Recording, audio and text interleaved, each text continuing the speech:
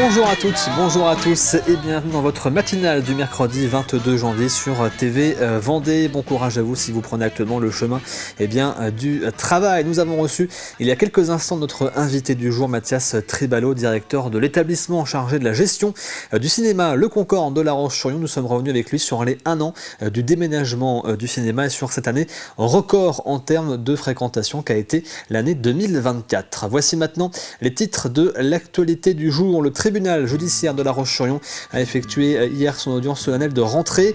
À cette occasion, nous avons rencontré sa présidente Émilie Reynaud pour faire le bilan d'une année 2024 sous tension avec une explosion de l'activité et évoquer avec elle les différents grands dossiers de l'année 2025 sur fond de difficultés budgétaires.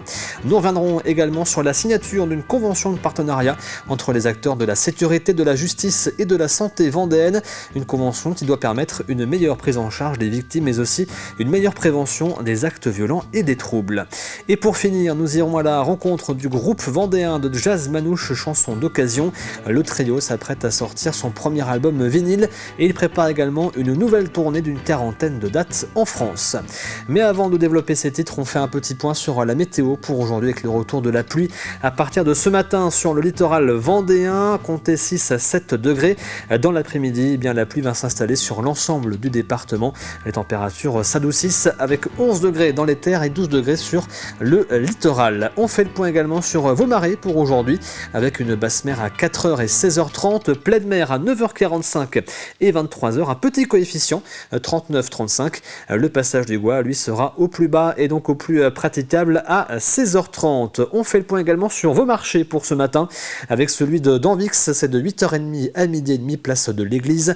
Le marché également de Dompierre-sur-Yon de 8h à 12h30, place de la Résistance. Et puis celui de Saint-Gilles-Croix-de-Vie, c'est de 8h à 13h sur la place dit Kergoustin. Un petit point également sur vos conditions de circulation avec les traditionnels ralentissements ce matin, puis quelques zones de travaux également à vous indiquer sur la D746, l'axe La Roche-sur-Yon, Luçon, où il y a plusieurs circulations alternées avec des travaux à la fois d'élagage mais aussi d'enfouissement des réseaux. Travaux également à l'entrée des Sables d'Olonne au niveau de l'hôpital où la circulation est réduite à une voie dans les deux sens. On a également une circulation alternée sur l'axe Chantonnay-Saint-Hermine, la D137 au niveau de Féol. Et puis enfin, derniers travaux, c'est sur la D160 à la fois entre la commune de La Ferrière et la commune d'Essart-en-Bocage, mais aussi entre la commune d'Essart-en-Bocage et celle de Sainte-Florence. Il y a plusieurs circulations alternées en cours avec les travaux d'installation de la fibre. Et en ce mercredi, nous fêtons les Vincent, mais aussi les Manuel. Bonne fête à tous et donc une petite pensée pour Manuel Cousin, le skipper de l'IMOCA Coup de pouce en pleine course actuellement sur le Vendée Globe et qui s'apprête à franchir à son tour le Cap Horn. Il est temps de passer à l'actualité du jour, voici le journal.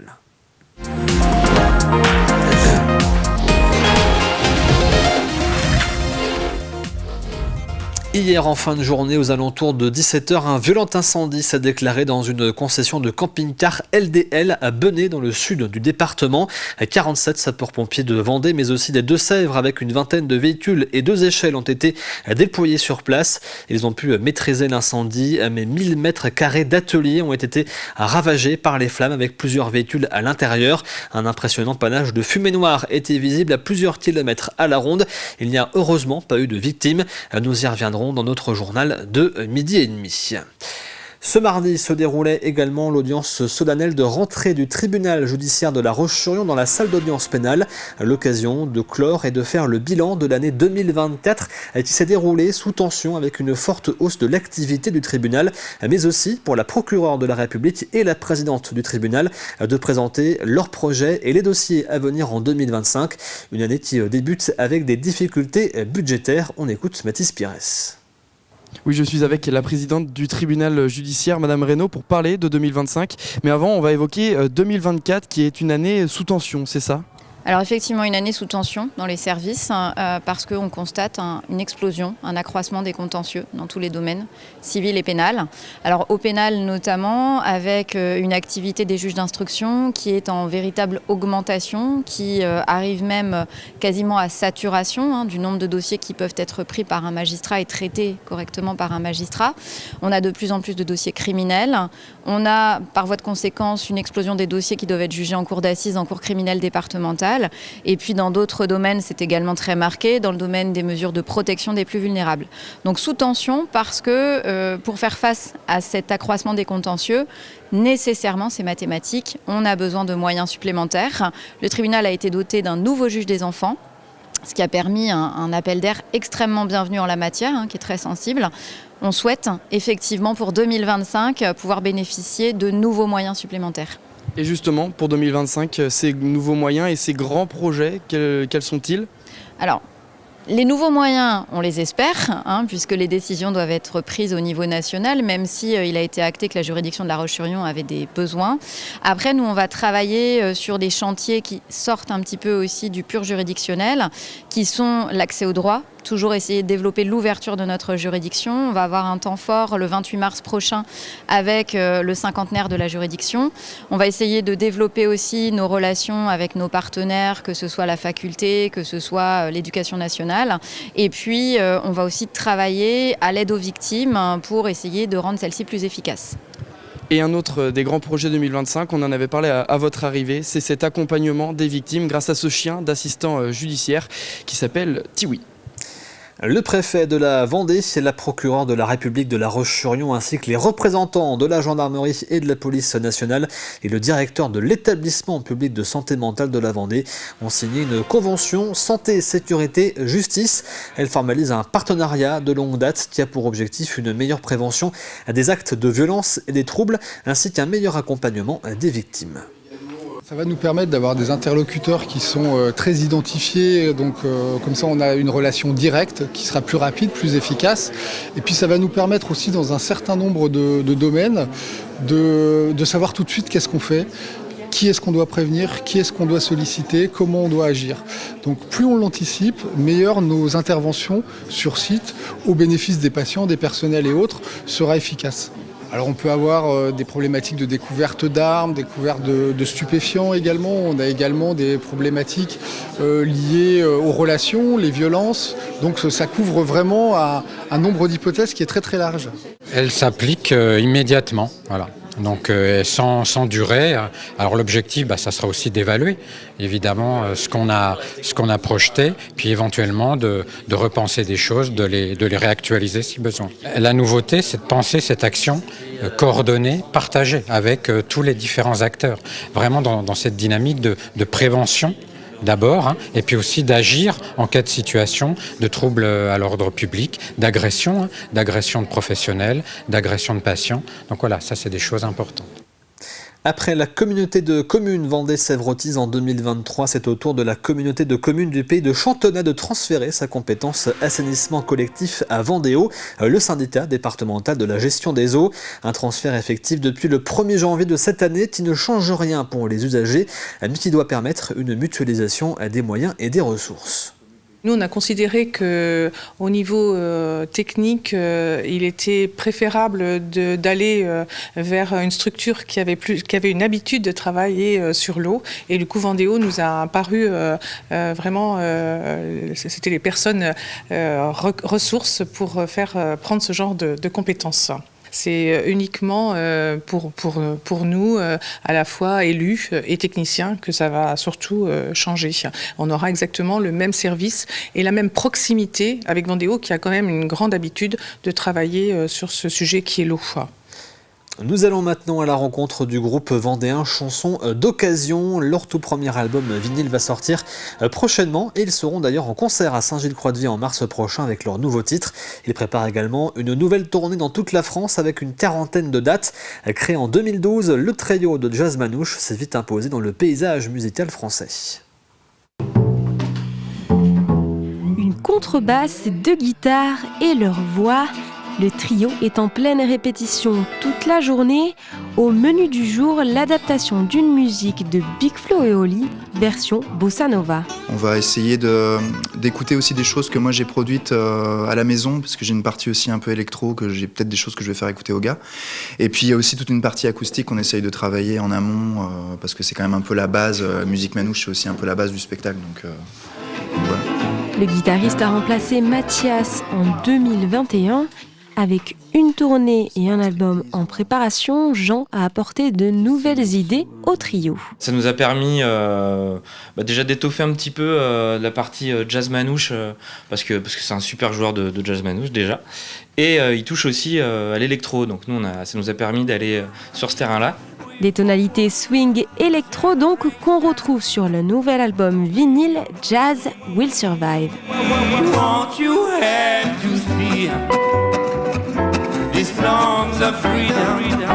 On a toujours gardé le même principe d'essayer de trouver des tubes qu'on réarrange. Donc ça c'est vraiment le point de base, je pense, que la chanson soit connue à tout le monde. Et en plus, comme on le disait tout à l'heure, on voulait faire plus d'anglais. Donc en fait le choix des morceaux il a été basé là-dessus. Après on est tous les trois force de proposition pour un morceau. Et puis bon on essaye de trouver des arrangements. Alors c'est plus les gars qui sont guitaristes qui souvent trouvent une grille. Et puis après ça match ou ça matche pas quoi. Mais voilà, en tout cas la base ça part de tout le temps de ce principe-là quoi. Il reste encore quelques semaines de répétition pour le groupe avant le premier concert de leur tournée.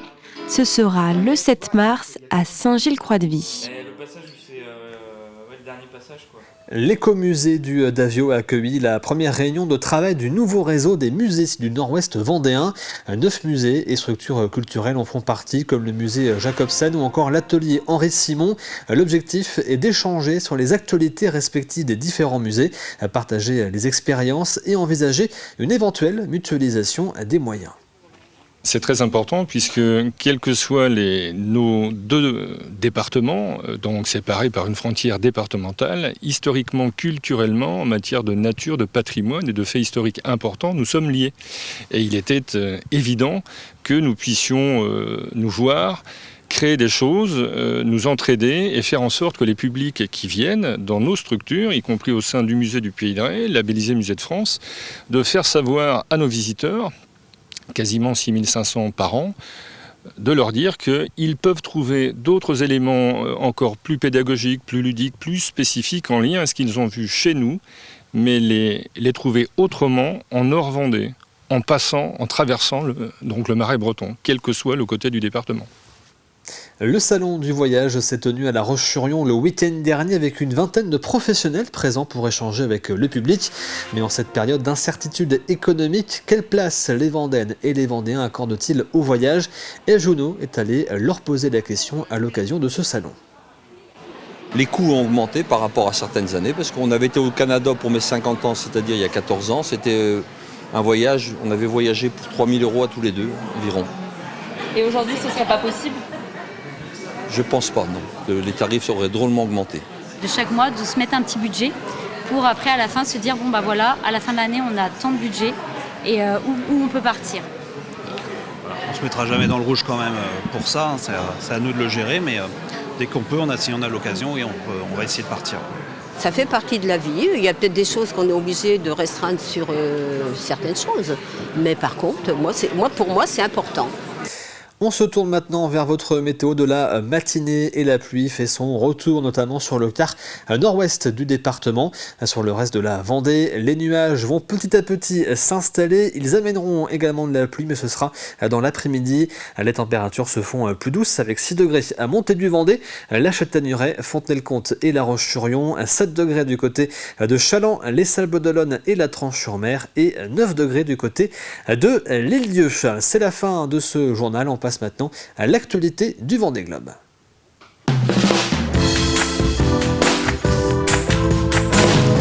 Le journal du Vendée Globe préparé par Alexandre Lenaourt qui, comme tous les jours, fait le point sur la situation de la flotte et le classement, le point aussi sur les prochaines arrivées du côté des Sables d'Olonne. Et actuellement, pour une partie de la flotte, on profite d'une très belle météo et pour d'autres, les conditions sont bien plus compliquées au cœur d'une dépression. Regardez. L'association vendéenne des constructeurs de maisons vous présente le journal du Vendée Globe.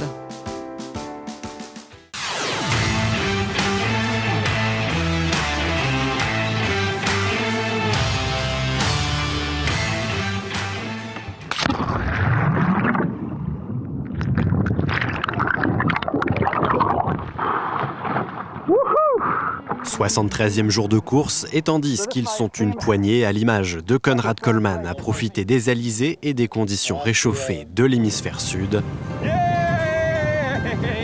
les regards restent tournés vers l'Atlantique Nord. La tête de flotte menée par Jérémy Bayou navigue toujours dans une très forte dépression qui se déplace vers l'est, avec des vents établis à près de 30 nœuds. On a eu jusqu'à 8 mètres de mer.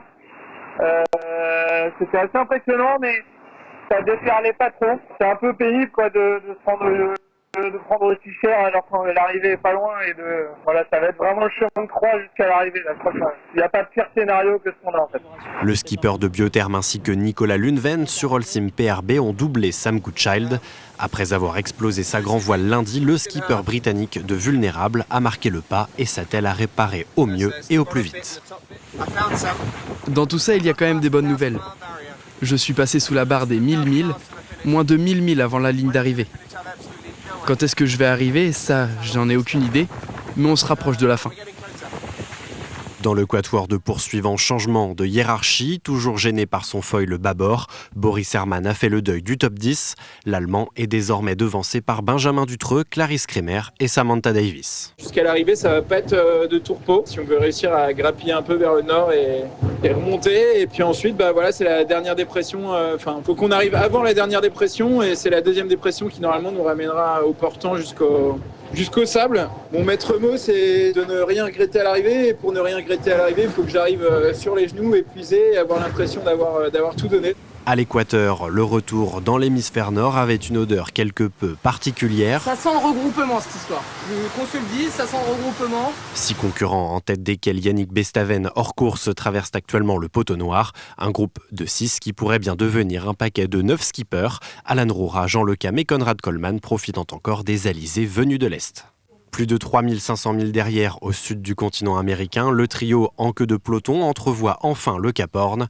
Après un Pacifique à rallonge, tous ont hâte de franchir ce 3e et dernier grand cap du Vendée Globe. On pourrait imaginer le passer dans la journée, avec nos bateaux, 80 000, c'est largement faisable. Mais voilà, c'est que, comme vous le voyez, il n'y a pas un pet d'air. C'est la fin du tunnel des mers du Sud. Moi, ça a été un sacré tunnel depuis 2 semaines. J'ai dû faire pas mal d'empanages, des zigzags. Jamais dans la bonne direction, un coup sud-est, un coup nord-est, un coup sud-est, un coup nord-est. J'ai très mal dormi cette nuit, je suis très excité à l'idée d'approcher. On avance tranquillement, et puis on fait ce qu'il faut, et on regarde toujours la météo du Cap Horn, puisqu'elle ne sera pas nécessairement simple. Voilà, croisez les doigts. Au classement de ce mardi 21 janvier 2025, les conditions actuelles en Atlantique Nord rendent encore difficiles les estimations précises des prochaines arrivées au Sable d'Olonne. Jérémy Bayou est pour l'heure attendu dans la nuit de jeudi à vendredi. En 14e position, on retrouve Romain Attanasio. Benjamin Ferré est 16e et reste en tête du classement des bateaux à dérive. 19e place pour l'Italien Giancarlo Pedote. Guirec Soudé a atteint la latitude de Salvador de Bahia et se classe 23e. 26e position pour Sébastien Marseille qui devance Arnaud Boissière et Violette d'Orange. Plus loin, Antoine Cornic mène toujours le quatuor dans l'Atlantique Sud composé de Jing Kun-Soo, Oliver Heer et Eric Bellion qui poursuit lui son Vendée Globe hors course. Lanterne rouge, Denis Van Winberg pointe à 6500 milles de Jérémy Bayou, 4e.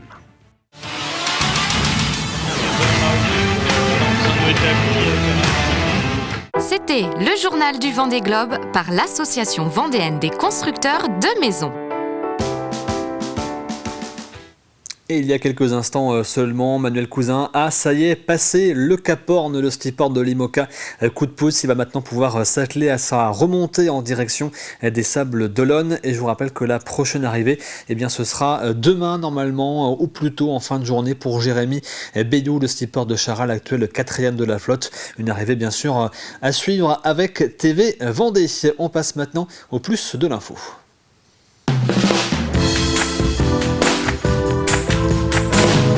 Et un plus de l'info consacré ce mois-ci aux communautés de communes du département.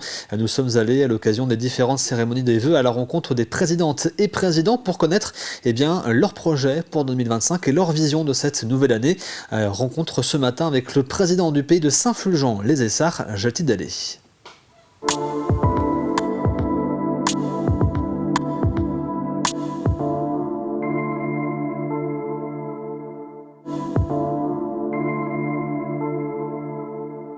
Simplement évoquer avec vous, chers amis, l'année 2024, qui a été un peu particulière pour notre communauté de communes. C'était une année électorale. Alors électorale, bien sûr, au niveau national, avec les européennes, avec les législatives, mais pour notre territoire, une année électorale également municipale. Comme vous le savez, notre territoire, le préfet, a décidé en octobre 2023 d'acter la scission de la commune nouvelle des Essarts et de créer 2 communes sur leur ancien périmètre, que sont les communes de Loie, et de créer une commune nouvelle qui est Essarts-en-Bocage, avec la commune d'Essarts et de Boulogne. Impossible de ne pas évoquer, en 2025, la problématique santé sur le territoire. En 2016, la communauté de communes avait développé une politique d'accueil, de facilitation de l'accueil de médecins sur le territoire. Pour cela, 6 postes de médecins salariés avaient été créés. Nous avions fait l'acquisition de 4 cabinets médicaux. Nous avions également mis en place des fonctions support de façon à mieux accueillir les praticiens sur notre territoire et faire en sorte qu'ils puissent exercer pleinement leur profession auprès de leurs patients. En 2025, nous avons décidé, à Saint-Fulgent, de construire une nouvelle maison de santé, cette fois pluridisciplinaire, à l'intérieur de laquelle nous allons pouvoir trouver des médecins, des chirurgiens dentistes, des kinésithérapeutes, une sage-femme, une psychologue. Un ensemble de praticiens de santé qui seront ainsi mis à la disposition des patients en un seul lieu, au cœur du bourg de Saint-Fulgent. À Charvagny-en-Paillé, nous allons également étudier, nous l'avons déjà étudié, la faisabilité de reconstruire totalement le cabinet médical de façon à, là aussi, offrir aux praticiens qui sont présents sur ce cabinet médical de meilleures conditions de travail.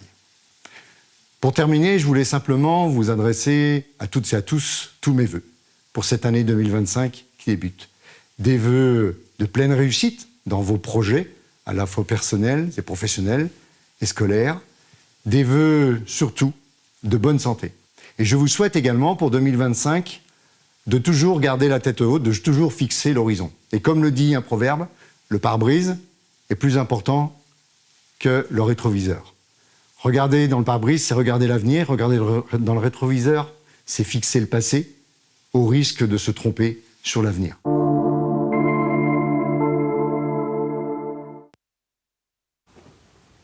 Et vous retrouvez bien sûr ce plus de l'info sur tvvendée.fr. On passe maintenant à l'extrait du jour.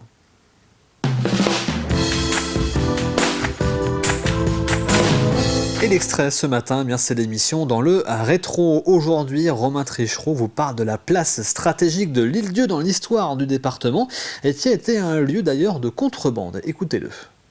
L'Île-Dieu a longtemps été un refuge idéal pour corsaires et pirates. Sa situation stratégique entre les estuaires de la Loire et de la Gironde en fait une base incontournable pour surveiller, attaquer ou contrôler les navires marchands qui vont et viennent entre Nantes et Bordeaux en longeant les côtes.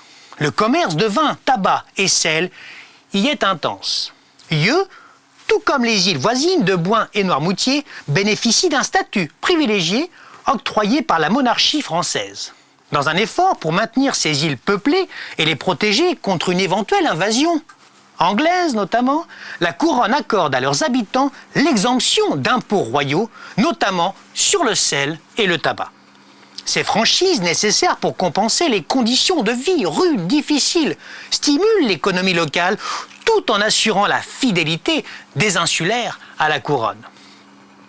Mais derrière cette façade de privilèges se joue une toute autre réalité, la contrebande. Si Boin et Noirmoutier sont réputés pour le trafic de sel, l'Île-Dieu devient, au XVIIIe siècle, un véritable entrepôt clandestin pour le tabac. Et donc ce numéro de Dans le Rétro, c'est à retrouver aujourd'hui sur TV Vendée et bien sûr sur tvvendée.fr, consacré donc à l'histoire de l'Île-Dieu, avec bien sûr à chaque fois une petite énigme aussi faite par Romain dans l'émission. Et en parlant d'ailleurs d'énigmes, voici maintenant le jeu de la matinale.